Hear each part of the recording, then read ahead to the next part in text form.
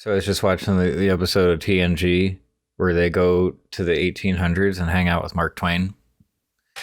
Um, Roughly how under the influence would you have to be to suggest that this really, really solid, high-rated, sci-fi show should just randomly have an episode that feels like a wishbone? Justin Roiland has been charged with some very serious felonies, and Adult Swim has cut ties, which leaves the future of Rick and Morty in the lurch. Do we care about any of this? Yeah, we probably should. Following the charges against Justin Roiland, Adult Swim has decided to cut ties. At the time of recording, I think it was like yesterday. Now, I'm sure that Roiland still has a major financial stake in Rick and Morty, but he will not be working on the show going forward. This brings up two big questions. What's going to happen to the show? And looking back at older seasons of the show and other projects that Roiland has been involved with, is it okay to keep enjoying these projects when there is a seemingly awful person behind them? So first up, wondering what's going to happen to Rick and Morty as a show, not the characters, is a kind of interesting topic, I think. So if we set aside the reasons behind the current shakeup for just a moment, what are the options here? What exactly can the team do? Both of the title characters and plenty of other side characters are played by the same person, a person who is now no longer involved in the production. For everybody still working on the show, that's a pretty big challenge. You could cut those specific characters out of the story, but at that point, then why would you even call it Rick and Morty anymore, other than just for brand recognition? You could recast those roles specifically, or just like have some voice actors do impressions of those characters, but that sounds like a pretty bad idea too. Even a good impression of Rick and Morty would still be an impression, and both Rick and Morty are just so central to the series. You can't get around that. Now, a more creative solution would be to take advantage of the show's multiverse premise. Maybe we just all of a sudden start following a different Rick and a different Morty, and they just happen to sound different than the other Ricks and Mortys that we've met so far. But even then, you're stuck with a version of The Office with no Michael Scott, and we saw how that went. Even if you're not a big fan of Justin Roiland's voice acting and sense of humor, personally, I'm not a big fan, and I've talked about that before, you still have to accept that a whole lot of people do. These characters and that sense of humor have been a big part of the show's success. At the same time, Rick and Morty is one of very few shows currently on the air that isn't afraid to alter the status quo. So many animated shows, especially animated sitcoms like The Simpsons, Family Guy, and Bob's Burgers, they just shrivel up at the thought of making any major changes at all. These are the characters we're stuck with. This is where the characters live. These are the kinds of conflicts that they face. All of that stuff will stay exactly the same until the shows finally get taken off the air. But Rick and Morty has made some big changes. The team has come up with some really interesting ideas, and the status quo has been altered plenty of times. So in other words, Rick and Morty is at serious risk right now of just falling apart, basically. But at the same time, this team is one of the best situated in the industry to pull a great new idea out of a hat and just act like it's no big deal. And you know what? Even if they can't stick the landing, if the fan base just suddenly drops off and it's not viable to keep the show on the air anymore, that's okay. We really need to at least acknowledge that. It's okay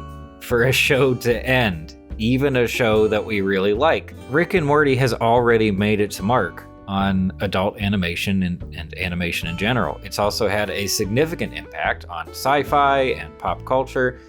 The threat to its legacy isn't ending after like X number of seasons. The threat is its association with that one guy. And I guess that means it's time to talk about the less fun stuff here. We don't have all the details, but let's just move forward with the assumption that Justin Roiland is a reprehensible human being. It's just a hypothetical. Not making any serious allegation. I don't know the guy. We'll see how things turn out. So given that assumption, what are the ethics of enjoying his work? Can we actually separate the art from the artist? Now, this is a very old question, and for anyone who studies the arts and entertainment, maybe studied them in college, this is a question that comes up a lot. There have been so many authors, painters, filmmakers, composers, musicians, and even game dev people who have done some really awful things.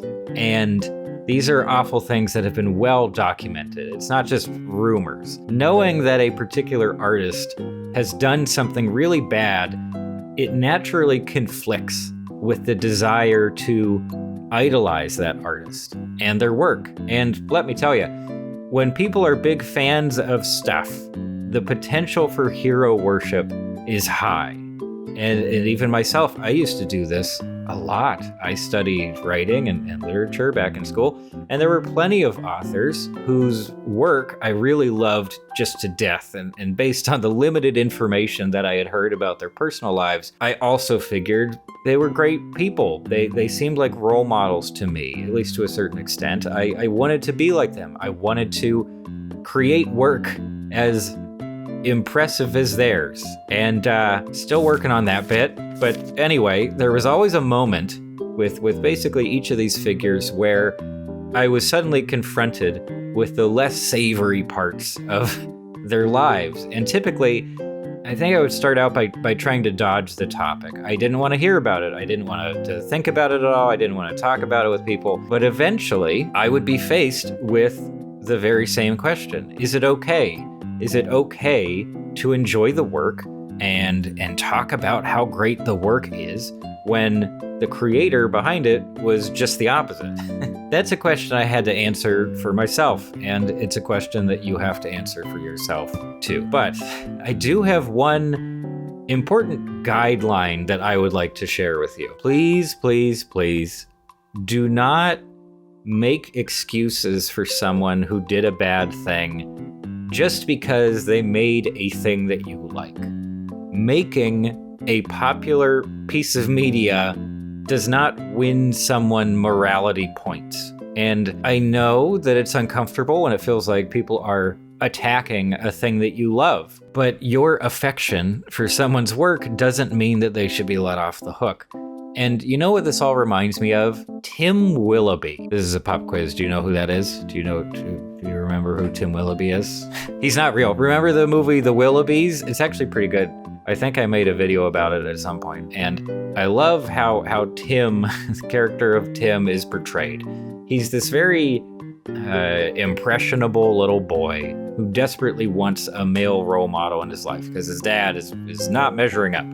So he goes ahead and he looks to the supposedly impressive men of the Willoughby family from years past. They just seem to represent what he wants to become. And when he's presented with the idea that they might have actually been terrible, he has real trouble accepting it. He's being forced to rethink his convictions. And that can be deeply uncomfortable.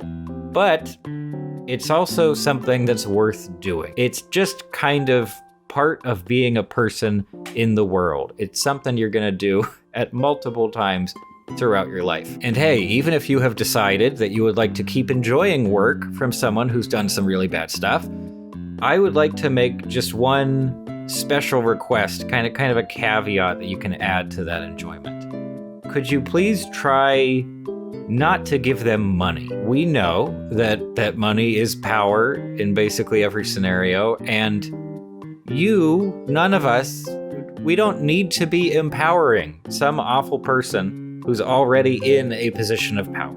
And I know you're looking at that Hogwarts Legacy footage, you're looking at the common room, and you're like, even though I'm not big on JK, really thinking about it, no, just don't.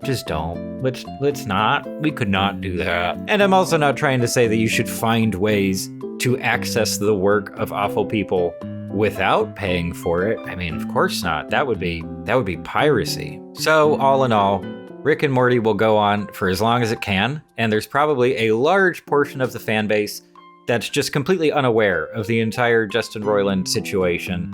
But you are aware, even if you weren't before you clicked on this video, you are now, and that means you have to make a decision. As for myself, I don't have much of an interest in this guy's work, past or present, and even just as someone living in LA, I had heard some stories long before these charges broke, and I just can't separate the art from the artist in this case. I have made that separation in other situations, but not this time. I just don't think I need it. I don't think I need his work so badly that I'll go to those lengths. Woo, gosh. Well, thanks for listening. I have also made other videos. YouTube doesn't really like sharing those around, so doing the bell notification thing is actually useful when it comes to my channel for once, which is nice. Yeah, but that's all for now. Thanks for stopping by.